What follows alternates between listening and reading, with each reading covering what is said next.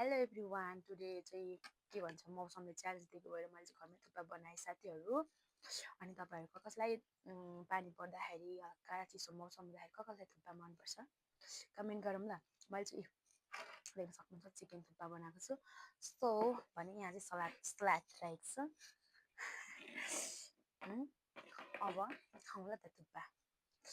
सुरुमा चिकन नै खाइदिउँ ल।